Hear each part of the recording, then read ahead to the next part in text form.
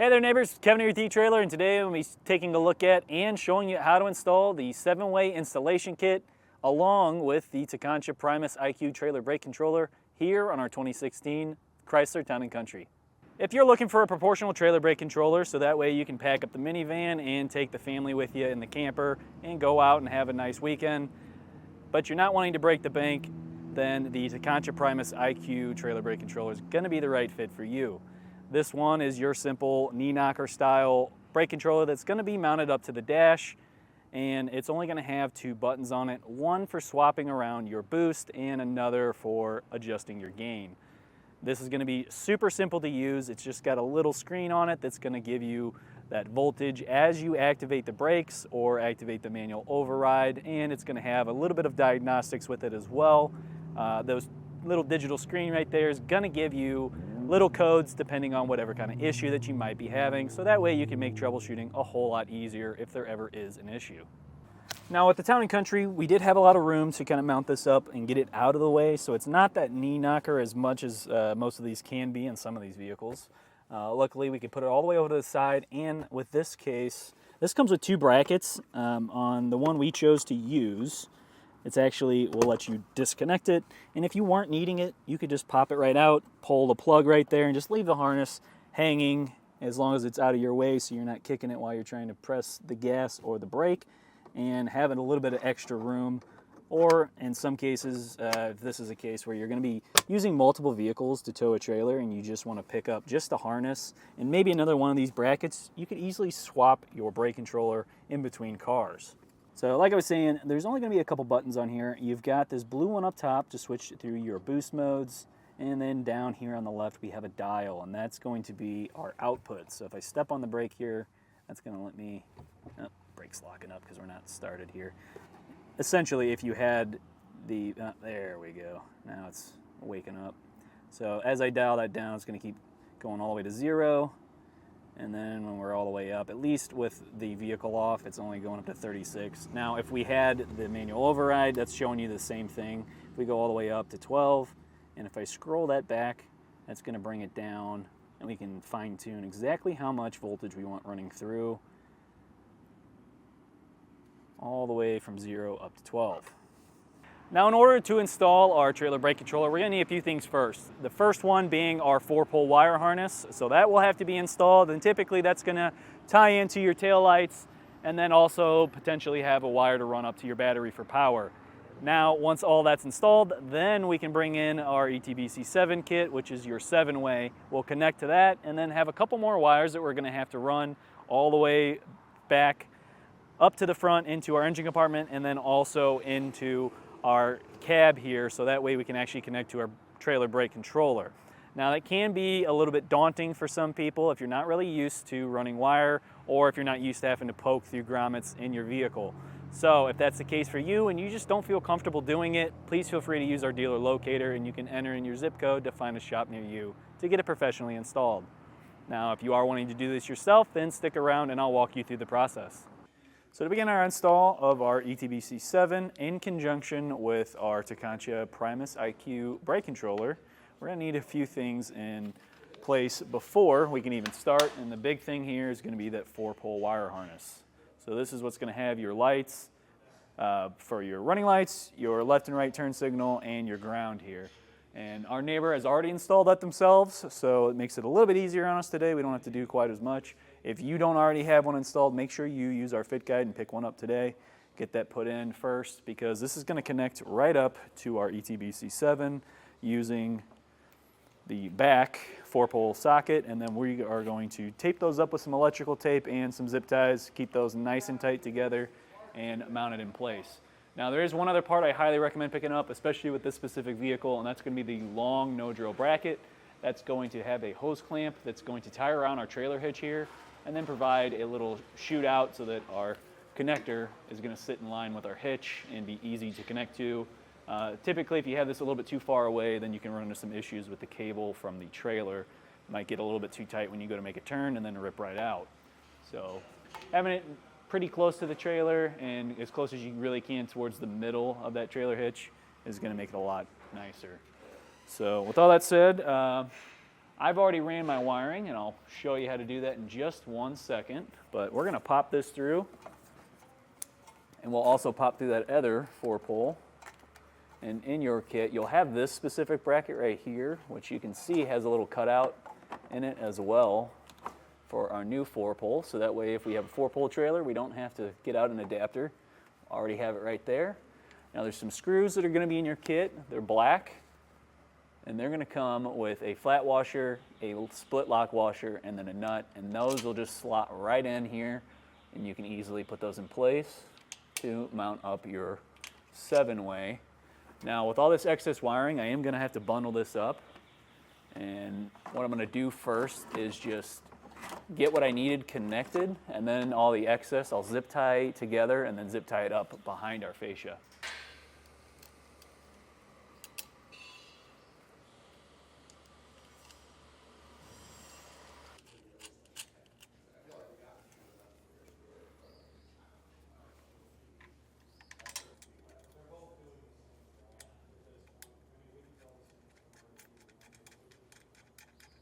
To tighten these down, you're going to need a Phillips head screwdriver and a 3/8 socket, and we're just going to go until our split lock washer is flat.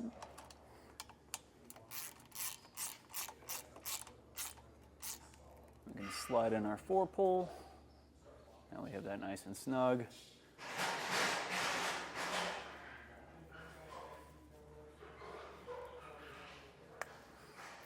Now on this, typically there's going to be a little connector to kind of cover that.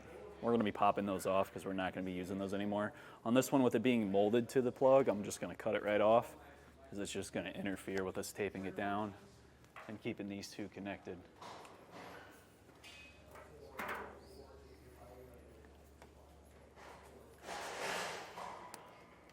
Just 2, and then we'll run a zip tie through it in between our wiring. Have it come up on both sides, and that's what's really going to help hold this together. Make sure these don't come disconnected. And then I just like to finish it off with some electrical tape.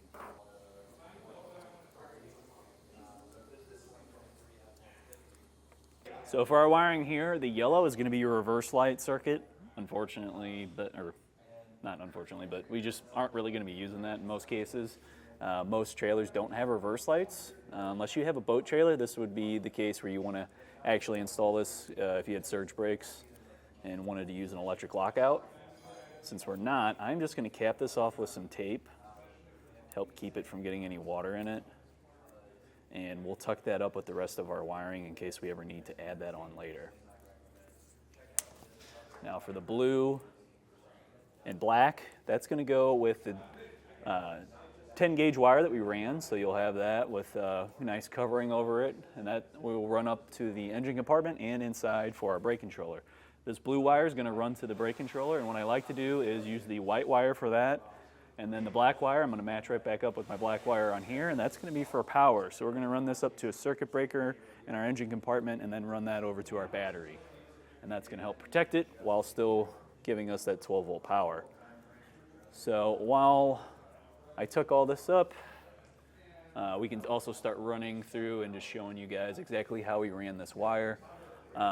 This I just have it going straight through my no drill bracket. So what I like to do is get my bracket in first, just kind of tie off a little bit, maybe a foot or so of your wire, just so you know you have enough to make all your connections back at the connector here. And then we came up over our trailer hitch, and I zip tied it here. So the 4-poles wire harness, they ran right over to here, so I didn't really have much of a choice. I just ran the power wire over to this spot, and then I tied it in together. And we're coming up, we've got our brake lines here tied into that. We're coming up over this bracket right here, because this isn't going to be moving, and then up over, which looks like our fuel pump, coming along the fuel tank here. So here's where I want a straight shot down through the outside, just because we have all of our brake lines running right here. So it's super simple. We don't have to worry about anything hot or moving here. Just zip tie it every couple of feet. until we get over to here. We've got some more brake lines running up, and these ones just shoot right up alongside the steering column. So I was gonna throw one more zip tie on here, but I have it loose right now just because I have all the excess wire up in our engine compartment, so that way we can make all of our connections up there as well. Then we can come back down and zip tie this one piece in, make sure that it's not gonna be catching on anything that could possibly be moving down here. Now, one other thing I like to do, they'll give you these butt connectors right here, but these are not weatherproof. So I'm gonna cut these off, trying to save as much wire as I can here. And we're gonna switch over to some heat shrink butt connectors instead. And that will help protect us, just because this wire can easily get corroded if you don't take care of it. And this is all a heat shrink is, same thing. It just got some plastic that's gonna melt down with a heat gun and help protect our connection. So I've trimmed back my black and white wire here, and we are going to make our connections to the black and blue wire that we have on our connector.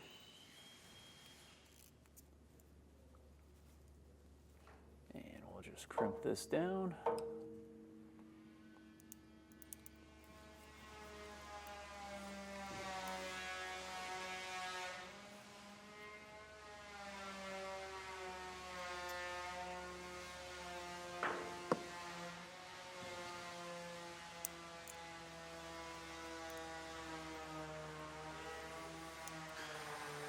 And now we can come back with our heat gun and shrink those down.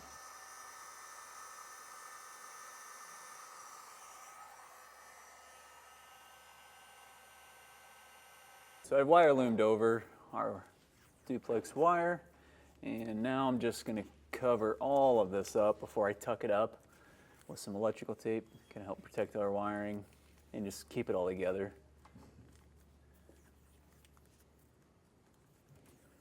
And then the last thing we'll do is put on our ground. All right, our ground already has a ring terminal on it, so all we have to do is use the provided self-tapping screw, and I'm gonna go right through this. This is painted on, but this is the pinch weld for all the metal here. So here's where you can kind of really see it without the paint on it, so you know you're actually hitting metal here. And this comes all the way across, and our screw going through it, so it's gonna make that contact there for our ground. So just make sure you don't have anything up there that you might potentially run into.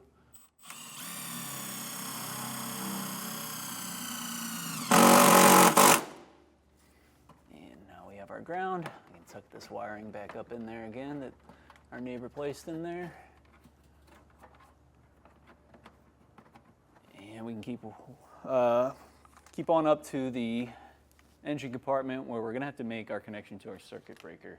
All right, now that we're up in our engine compartment, you can see my wiring. It was a straight shot right down through there. It's harder to tell from down up top, but from down below with the light poking through, it was a whole lot easier to see. Those lines that we were attached to down there just run straight up along the wheel well here. So I just traced up along that and wound my wire around our fuse box here. Now the white wire, I've shipped back that extra casing, and the white wire we're gonna be shooting right back in there. If you look between the wheel well and here, it's a little grommet with a giant wire harness poking out of it. We're going to be going right to that grommet on the inside and running our white wire through there to connect to our brake controller for our output. So this is that wire that's running all the way back to our 7-way, and then we're also going to need to run a second wire for power. So that's going to run from the brake controller's wire harness back into here, and then we're going to have some circuit breakers. So in your kit, you're going to have a 20 amp, a 30 amp, and a 40 amp. And if you look at the sides, it'll be printed on there right in the middle. You can see that says 40A, that's 40 amp. And the other one I got with me is the 20 amp, because the 20 amp is going to be if you are planning on towing a trailer that's going to have 1 to 2 axles. And then if you're planning on going with a triple axle or quad axle, then that's where you're going to want to use that 30 amp. But with this being a minivan, you're not really going to be towing a triple axle trailer. So 20 amp is going to be the way to go. This is going to be for, that 40 amp one is going to be for our power wire running back to our 7-way. And what I'm going to try to do is mount these up right here, make it nice and easy for myself, and I don't have to make 3 holes.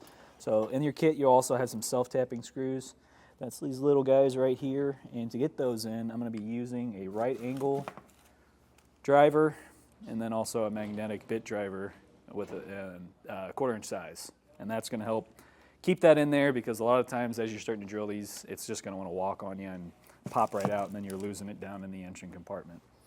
So, and if you look here too, you can see there's the auxiliary and the battery side. So that copper post or bronze post, we're going to be running out to our battery.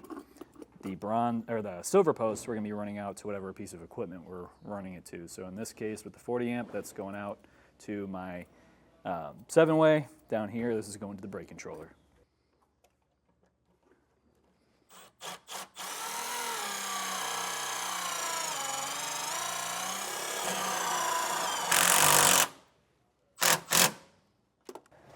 So down under our dash, we have a few things going on. First of all, I popped this trim piece out right here. Now this is just going to come straight out, but before you can pop that out, you got to pry up on this guy right here. And to do so, if you just take a trim panel tool, or honestly just your hands, you can get under there and just pry straight up. You don't need to go too crazy, because there's also another piece of plastic that's back here that's tied into more stuff, and we don't need to get too far into this. So just pry it up enough to where you can get the lip of this out, and then you can pull straight back. You can see the tabs on it here. And then once you have that, you can peel back the carpet, because a little bit higher up we have our grommet, and that's just kind of sitting in the way. It's right above here. We've got a wire harness running right in there, and that's what I was talking about when we were in the engine compartment. Now another thing I have over here is my wire insertion tool, and this just has a hollow tube basically running through it so that we can poke it through that grommet, run all of our wiring through, and then just slide it right back out. These are pretty cheap. You can pick one up. I don't think we offer these just yet, but if you find these, they make your job a whole lot easier. If you don't have that, what you can do is just take a pick, poke through there, and sometimes you gotta kind of wiggle it a little bit and get that hole a little bit larger so you can run your wire through depending on the gauge, but for the most part, it's still pretty simple. Now the next thing I have here, I also have my wire tester, and the thing we're looking for is the wire harness that's coming off the brake pedal. So you'll want to trace your brake pedal up. There's a connector that's plugged in at the top of it, and I just kind of followed that wiring back to where I could get a good spot to really grab from without having to cut back all of that tape that they put around it.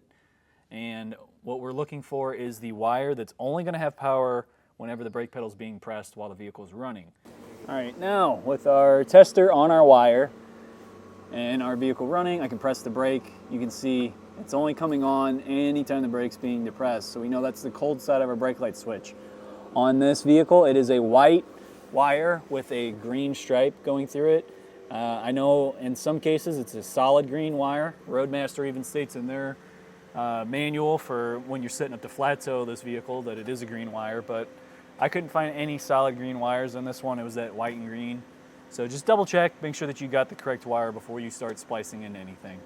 But now that we found that, we can take our tester out of here. We're gonna run all of our wiring that we need to, which is the power wire and the wire for our brake controller output, through our grommet right in here, and then we can splice into the wiring in here and get our brake controller installed. There we go, pop through.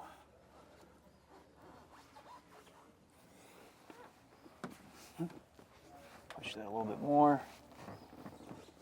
And I'm going to double check, make sure we're not running into anything on the other side. All right, now that I have my wire insertion tool in place and all ready to go for us to pass our wire through, what I've also done is taken the black wire and I've cut that off right here at where I put that circuit breaker. So this is our 40 amp, and now we're going to pass the rest of this back through so that way we can run the power wire for our brake controller along with the output. It's going to need to go towards the 7-way. So we'll get these both poked in there and ready to go.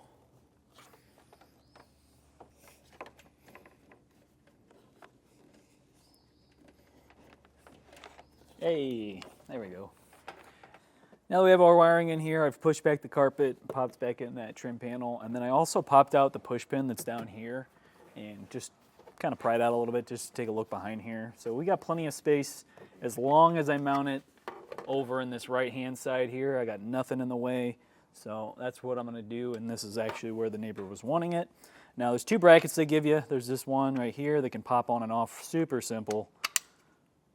And it's got 3 different adjustments here, so You can see the 3 slots, and then this just has a little flat spot that's going to eat right into that.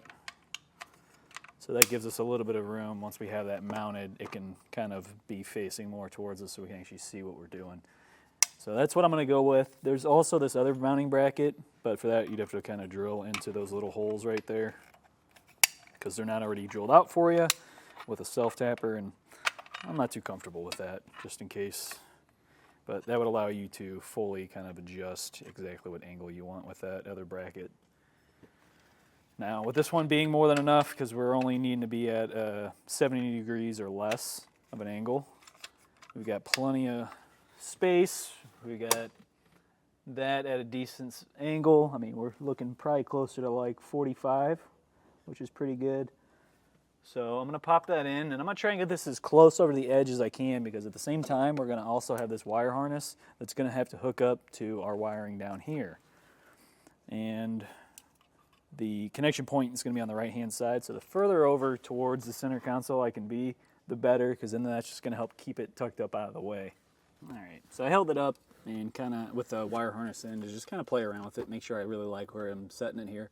So this is kind of the top where I'm going to have it stop at. I just put that tape right above it, so I want my bracket to sit right below it, just like so. And I'm going to use 2 of the self-tappers that are included in your kit, and I'm using the ones that have a much more fine thread on them.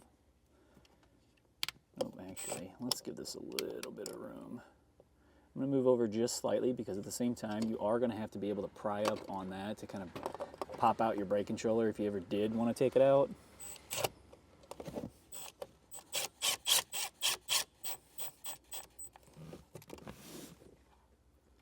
And let's just double check, make sure that's really sitting level.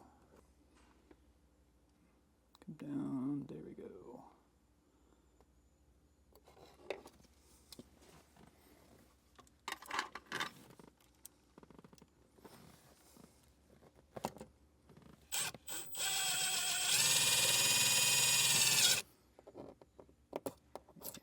That tape back off.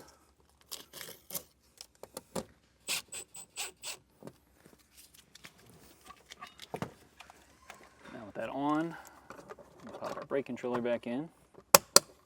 So what I did was I took out the 2 push pins here, kind of gave myself a little bit of excess room. I ran the wire harness for our brake controller up over the connection point for this trim piece here, and then over on the other side with my power wire and my output wire for the brake controller, I have it ran like just kind of wrapped around the wire harness that's already here, just to help hold it up, keep it up out of the way. And then I'm just going to shoot it straight across here. So I'm already at a point where all I got to do is just cut my wires down to length and then make my connections here.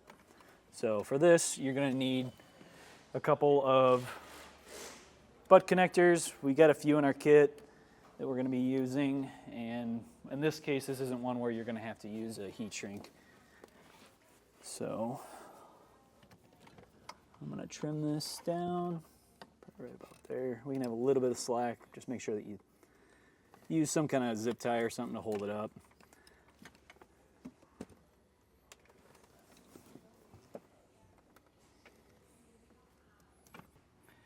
So we'll add on our butt connector.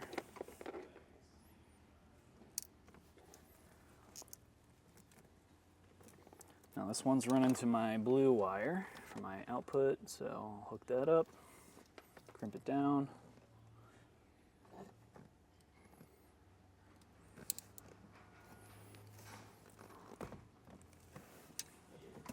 Same thing with my black wire.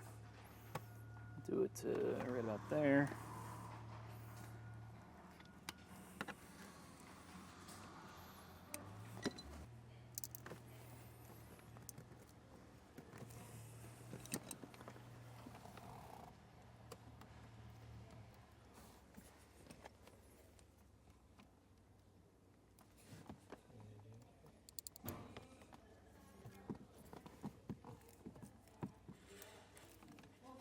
Give it a little tug, make sure it's not going to come loose. Now for our other 2 wires, the red one here is going to run up to that green and white wire that we had earlier that we were talking about for our cold side of a brake light switch. And for that, I'm just using some 14 gauge wire. I'm going to run that right on over to it.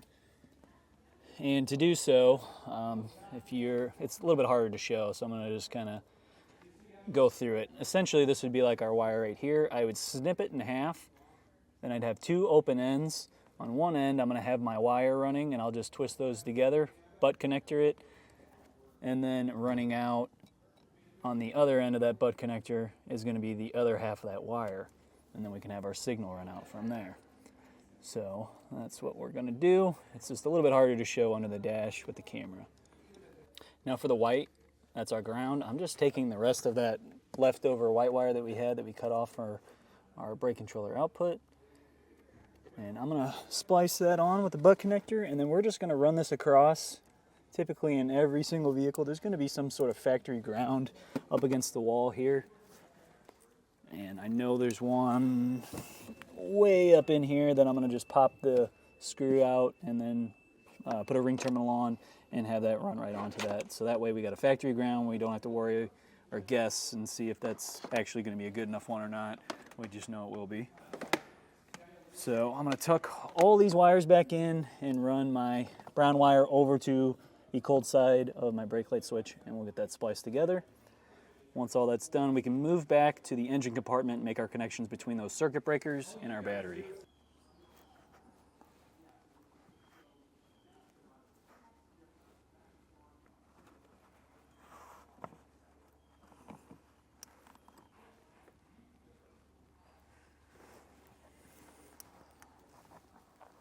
So here's that factory ground I was talking about. I did end up having to pop this panel back out, so hopefully you haven't already stuck it back in. You can just get right to it. It gave me a little bit extra room. I mean, honestly, you could still probably get it in with it in place, but it makes it a lot easier.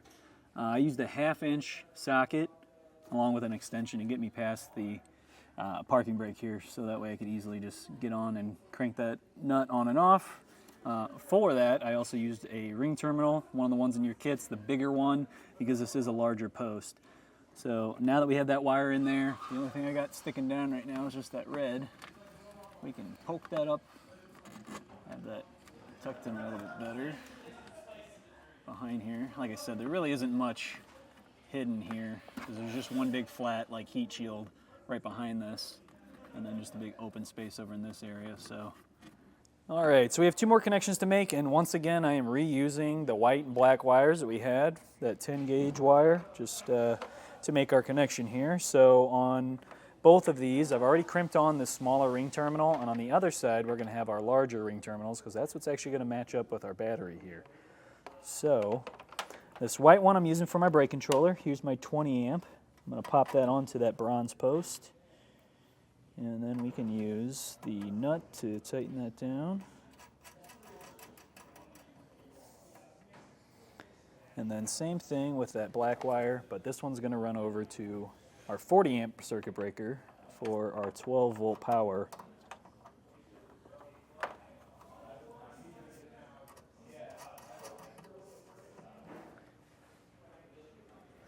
And for these are going to have, or need, a 3/8 socket. Now when you're doing this, you want to get it nice and tight, but you don't want to go too tight because you could just rip the post right off. So just go till it starts to feel snug.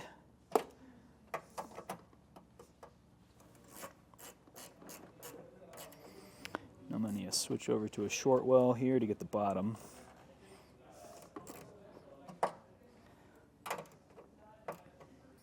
On our battery side, this one needs a 10 millimeter. We're just going to pop off that nut,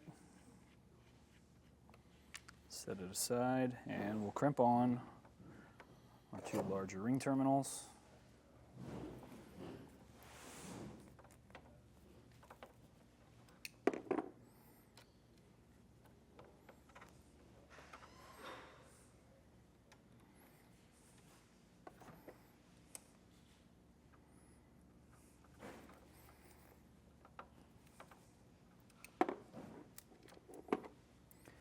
Pop on our nut.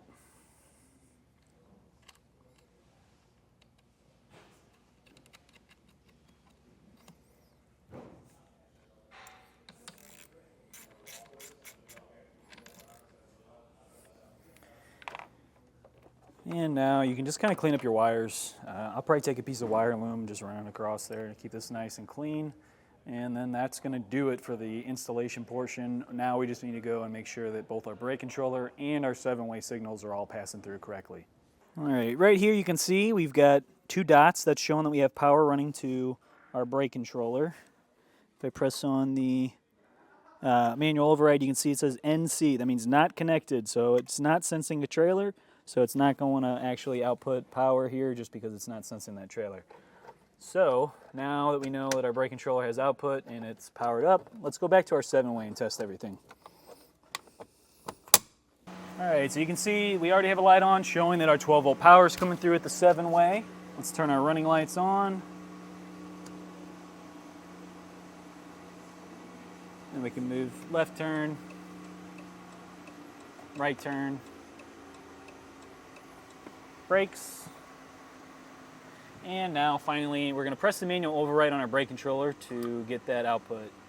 You can see we have only a C now, which means we are connected to our trailer. And when I start to press on the manual override, you can see it's running all the way up to the top amount of voltage there. And we also have a test box that we have back there that can actually show you that. So let's go back there and let's read the voltage, make sure everything's coming through exactly how it should.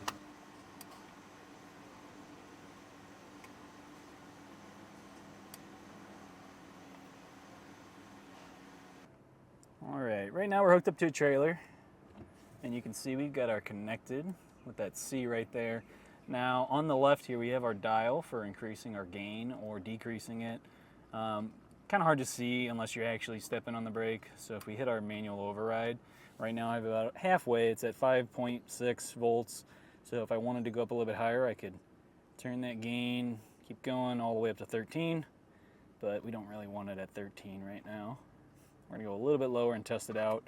Now our button up top is important too. That's gonna be controlling our boost. So if we press that, it's gonna set it to boost, but it's not on just yet. We wanna go to either 1, 2, or 3. And how to differentiate between those 3 different settings is depending on the weight of the trailer that you're pulling behind your vehicle. So if it weighs less than your vehicle, you'll just wanna click it to boost 1, or you could leave it on off, which is just that C.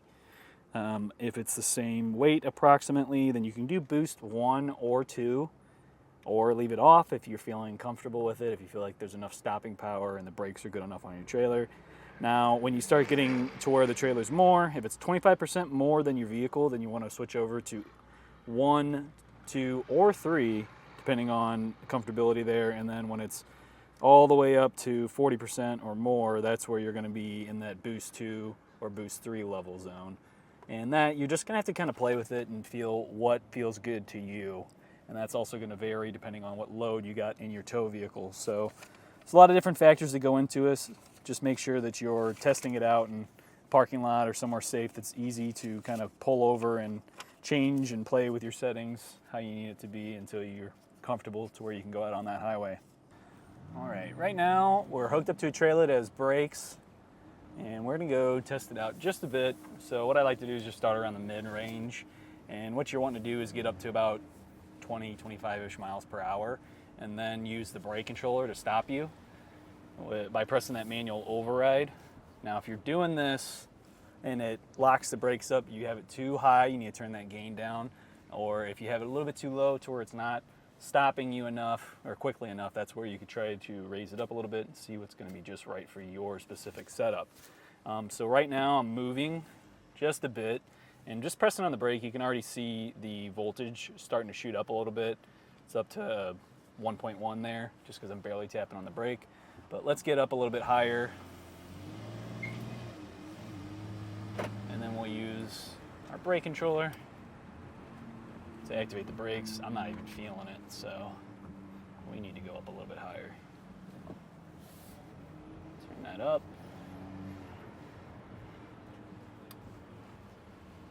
And it's starting to pull us. Go up a little bit more. There we go. Now I'm starting to feel it. There we go.